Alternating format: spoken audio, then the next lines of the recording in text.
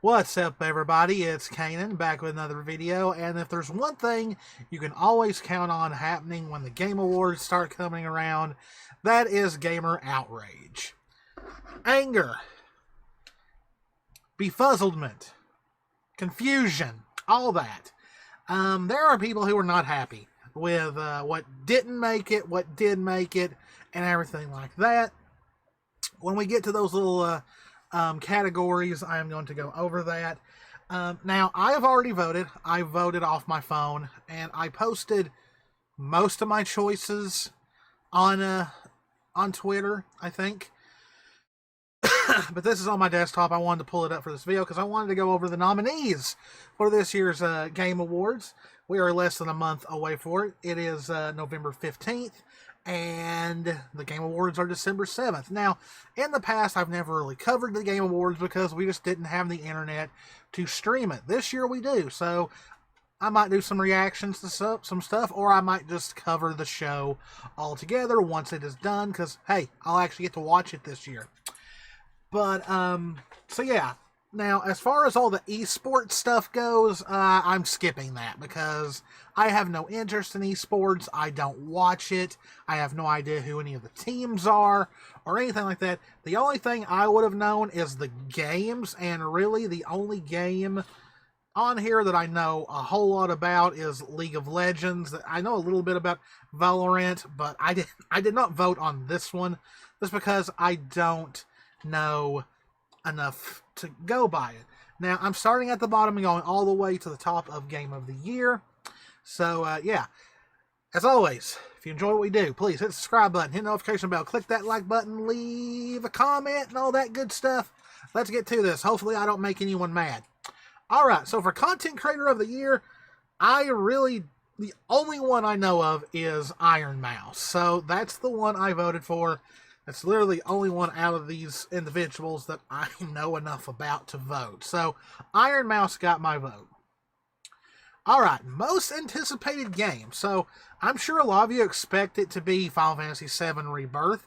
But please remember, Final Fantasy VII is not exactly my most favorite game in the series. I loved Final Fantasy VII Remake. Do not get me wrong. I will play Rebirth, but I just don't know. I don't know if the hype for it has kind of died for me because it's been so long. I don't know. But I will play it. It just might not be a day one for me. But really, out of all these games, I've been on a bit of a Star Wars kick recently because of this game, and that is Star Wars Outlaws. I am looking forward to that game. Yes, I know it is a Ubisoft game, but I'm usually the type that I have to play it to finally make a judgment on it, and so I went with Star Wars Outlaws. To me, that is my most anticipated game out of all of these. Didn't play Hades 1, never have been into the Yakuza games, because I believe Like a Dragon is part of the Yakuza series, and I used to enjoy Tekken a long time ago, but I'm not much into fighting games anymore. So, Star Wars Outlaws got my vote. Best Adaptation. I went with the Super Mario Brothers movie. I mean, I just think it was probably the most true to its source content, but plus it's Mario. I mean, there was nothing else that I was going to choose. Never played much Castlevania. I played a demo of Gran Turismo back on the original PlayStation. Last of Us, I'm kind of over The Last of Us, and Twisted Metal, So yeah, I went with the Mario movie. Best multiplayer. So, you all know I don't play a lot of multiplayer games. It's just the closest thing I play to multiplayer is Final Fantasy 14.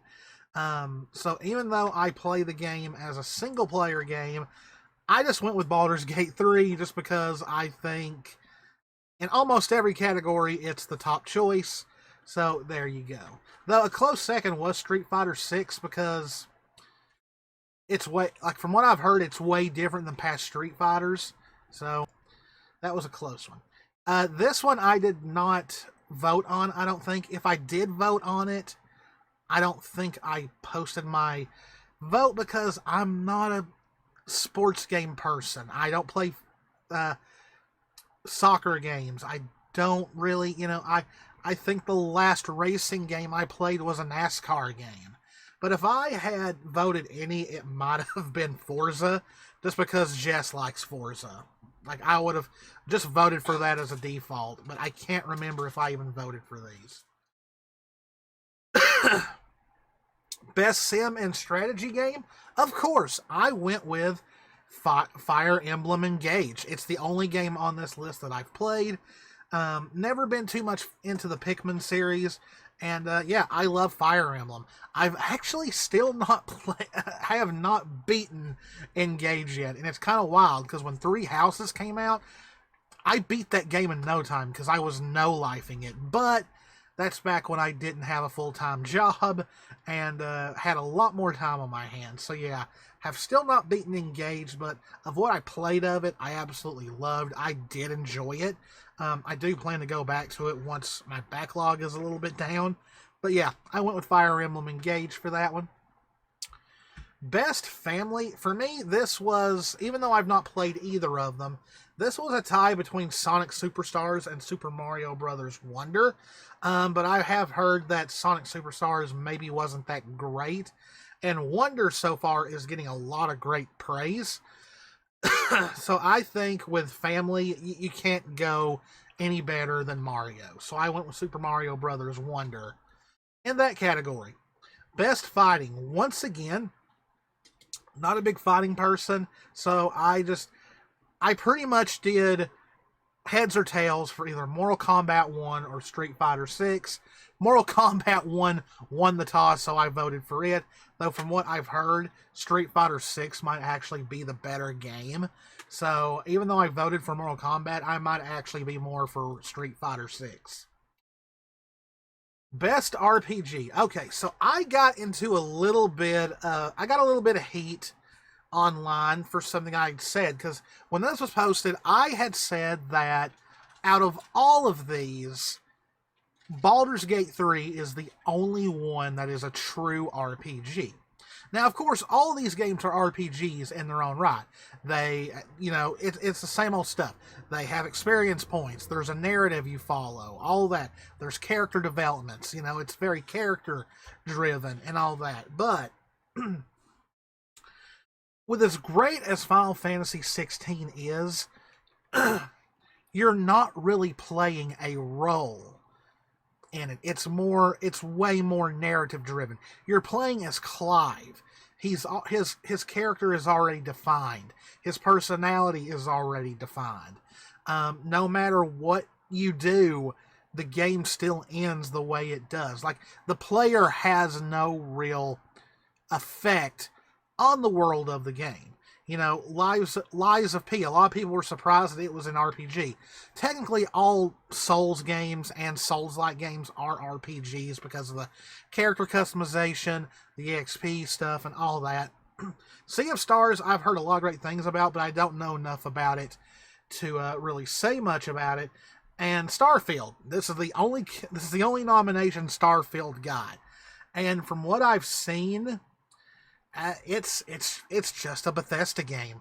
Sadly, that is what it's turned out to be. I'll talk a little bit more about that for Game of the Year.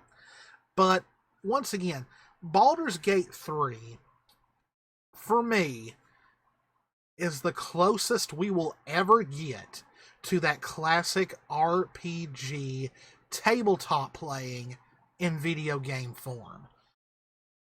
Now, of course, I would love for it to have infinite endings. You completely get a different ending each and every time. But there's really no way to do that. We can't really pre-generate endings. So there are set endings you get, but there are multiple ones, and depending on how you play is how you get them. But between how your character looks, your character's abilities, your character's background, how your character's personality is, just everything, the player is the one in control. You actually play the role of your character. And you decide and predetermine where you want that character to go. Role-playing is older than video games. It's existed for years. And, well, generations even. Like,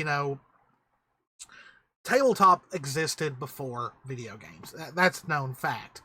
And it captures the true meaning of what role-playing games are supposed to be.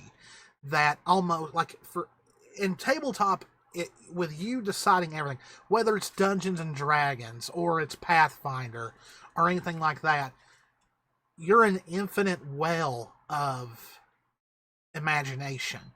And even though you can't do that all together in a video game, it's the closest you have. Like, I've got 2 save files. One I'm playing, like, the game regularly through the main story, and the other one I'm playing as the Dark Urge. 2 completely different playthroughs, with things happening way different. I've seen people talk about how they have not had a single playthrough that goes exactly the same each and every time. To me, that is the true emphasis of a role-playing game. And, there's been series in the past, series that I love, like Mass Effect and Dragon Age, where, sadly, they kind of gave you the illusion of choice, when really, no matter what you choose, you're still going to get the same endings no matter what. Where, I don't know. I wish I could... If this was a whole video dedicated to how Baldur's Gate 3 is a perfect example of tabletop RPGs, I could probably go more into it, but I don't want this to be that too long of a video. But anyway, as great as Final Fantasy 16 is, I think Baldur's Gate 3 takes this easily. And so, yes, I voted for Baldur's Gate 3. Best Action Adventure. I simply went with Legend of Zelda. I just... even though a lot of people say it's more or less a Breath of the Wild update than an actual sequel, I don't know that for sure, because, I've still to this day not played it. But I just, based on what I've seen and of what I've heard of people who played, I just don't see any of these games beating Tears of the Kingdom. Best action game. I think I actually went with Armored Core in this one. Mostly because I've played a little bit of the Armored Core series. And so, then again, Remnant 2 probably could have gotten a vote for me because I played some of the first one. Never played Dead Island. Ghost Runner I had no interest in. Hi-Fi Rush was probably a very quick second or third, but I chose Armored Core in this one. Best VR AR game. Now, of course, I don't play a lot of VR. I used to have the VR for the PlayStation 4, but I got rid of it. And so, I just went with Resident Evil Village because I love Resident Evil. I mean, I like the Horizon series as well, but I just had to go with Resident Evil. Best mobile game. The only one of these that I have played is Honkai Star Rail, and so I chose Honkai Star Rail. I've enjoyed what I've played so far, even though I'm playing it on the PlayStation 5. I've not played it on a mobile device, because I don't really game much on my phone. So yeah, Honkai got my vote on that one. Best debut indie. I think I chose either Dredge or Cocoon, just because I thought they looked the most interesting. I've not really played any of these. So, yeah, I just kind of guessed on that one. Best independent game, I think I went with Sea of Stars on this one. I'm not sure, though. I could be wrong. I could have chose either Cocoon or Dredge as well, because I just like how they interest me how they look. Best community support. I think this is one of the few that I did not vote for Baldur's Gate 3. I, of course, went to my heart and soul, Final Fantasy 14. Though I think a quick second would be Cyberpunk 2077, just because, yeah, no excuse for how they released the game. They worked hard to get the game to where it is now. So if Final Fantasy 14 had not been there, I would have chose Cyberpunk. Best ongoing, even though I love Genshin Impact, I had to go with Final Fantasy XIV.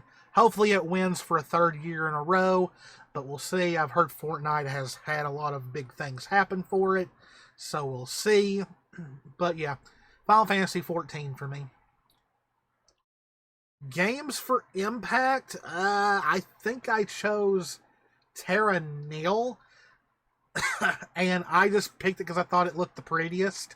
I've not played any of these, but I didn't want to ignore too many categories because I knew I was going to ignore esports. Innovation and accessibility. I actually think I voted for Hi-Fi Rush for this one. So yeah, Hi-Fi Rush for that one. Best performance. Okay, so Neil for Baldur's Gate 3 won at Joystick Awards, and I didn't want people to think that I was being unfair to Final Fantasy, so I went with Ben Starr for Final Fantasy 16 as Clive. From what I've seen of it, he did a phenomenal job. So, yeah. Best audio design. So for me personally, since I've not played Alan Wake 2 yet, it was between Dead Space Remake and Resident Evil 4 Remake, because if you ask me, the most important thing in a horror game, besides gameplay and scares, is the audio, because that's what intensifies the atmosphere. It was hard to choose, but I went with Resident Evil 4 Remake. Best score and music. I think I went with Baldur's Gate 3 on this one, but thinking about it from what the music that I've heard in it, I probably should have went with Final Fantasy 16. It's hard. It's a coin toss between those two. I did vote for Baldur's Gate 3, but I don't know. Final Fantasy 16, from the songs that I've heard from it, has got a really good soundtrack, so we'll see. Best art direction. I think I went with Zelda on this one. I've always enjoyed The Legend of Zelda's art direction, no matter what style they use. So that was probably an easy out. It's mostly because I didn't know what else to really pick. Best narrative. Once again, this was between Baldur's Gate 3, Final Fantasy 16, and Cyberpunk. Just storytelling, the narrative, how different it can be, the different ways you can go. Baldur's Gate 3 all the way. Best game direction. Awarded for outstanding creative vision and innovation in game direction design. For me, that's Baldur's Gate 3, and it's because of the precedence it has set now. It is literally having people look at the way video games are developed and made. To me, that's more innovative than just, oh, it's a great game. Oh, this many players like it. That's a cultural phenomenon in the making. So yeah, Baldur's Gate 3 all the way on that, because it's literally changing the game. Here we go, the big one. Game of the Year. We have Alan Wake 2, Baldur's Gate 3, Spider-Man, Resident Evil 4 Remake, Super Mario Bros. Wonder, and The Legend of Zelda Tears of the Kingdom. I think the one thing that really hurts Nintendo in these most time is that you can only play these on the Switch. And so its voter base is very cut. Now, of course, if you have people who have all other systems or a PC and a Switch that got to play some of these other games, and they still vote for them, then yeah, they'll get a boost. But I still think being on one console kind of hurts it. It's the same way with Spider-Man. I'm sure it's a great game. I'm not that big of a fan of superhero video games anymore. But I think just being on the PlayStation 5 kind of hurts it. Resident Evil 4 is a remake. I don't really know how I feel about remakes being on this list for Game of the Year. Great remake, like really, but once again, it's a remake. And then we have Alan Wake 2, which, like I said, I've not played. I heard it's a great game. I heard it's a really big step up from the first one. And, like, it's, like, the wait between Alan Wake 1 and Alan Wake 2 was very long. So it's great that it's getting a lot of praise. The fact that it's up for Game of the Year, that's amazing. And then you have Baldur's Gate 3, which has been considered a juggernaut since it released, since it went into early access. And I've heard a few people say that the Golden Joystick Awards is usually a sign of how the Game Awards will go. Last year, Elden Ring won Game of the Year at the Joystick Awards and then went on to win Game of the Year at the Game Awards. So, I mean, if you're using that kind of logic, then it's very, very obvious what's going on here. Now, let's talk about the elephant in the room real quick about Starfield not being on here. I think the biggest thing that hurt Bethesda in all of this is they went too long in development and still delivered a purely Bethesda product that we expected. In a way, I think Bethesda is a little bit behind on the times a little bit as far as their development goes. At this point, I wouldn't mind if Elder Scrolls 6 was 10 years away, because no matter what, it's always going to be remembered as the game that came after Skyrim. So that game needs to be, like, flawless. It needs to, like, whatever generation it comes out on, it needs to look like that generation's game. They need to come out swinging with that, as far as it could literally be the game of the century if they really, really focused and worked on it. And I'm not saying anyone at Bethesda didn't work hard on this game, but even though I've not played it yet, I've watched gameplay videos, I've watched reviews, and there's so many people saying, it's kind of mid. It's not what I expected. It's not groundbreaking. It's not going to change the world. It's boring. Now, it's others' views, not mine. Like I said, I've not played it yet. I'm still waiting to upgrade my PC before I play it. But it just seemed like when it came out, it was a lot of meh. You know, like, not that many people were talking about it. Well, I mean, they were talking about it, but not high praises. Now, of course, it has its fans. It has its fans that give it 10 stars all out it can be, but it's not pushing the envelope. It's not making a name where games like Baldur's Gate 3 is. It's on everybody's lips. It is literally changing the world of video games. Because now people are like, maybe we should stop buying games that are halfway finished. Maybe we should up our standards. Where you even had video game developers saying, oh, don't expect this for every game. But why shouldn't we? Because it's the kind of product that we deserve. If we're going to spend $60 to $70 on something, we should fully get what we deserve on that, you know? I work hard for my money, so I hate it when I spend money on a game that's $60 or more, and it's just, it's fun, but I'm not going to spend 8 hours a day playing it, you know? I'm really shocked Final Fantasy 16 is not on here. I wonder what went on with that. But yeah, I just think Bethesda really needs to up their game. Like, you don't want to lose your identity in anything. Like, you still want it to have that Bethesda look, I guess, but it literally looked like the same stuff you saw in Skyrim and Fallout 4, just with better hardware. I don't know. I'm not trying to bash the game, you know, because I'm going to play it. You know, I'm going to play it at some point. It's not like I'm like, oh, Xbox.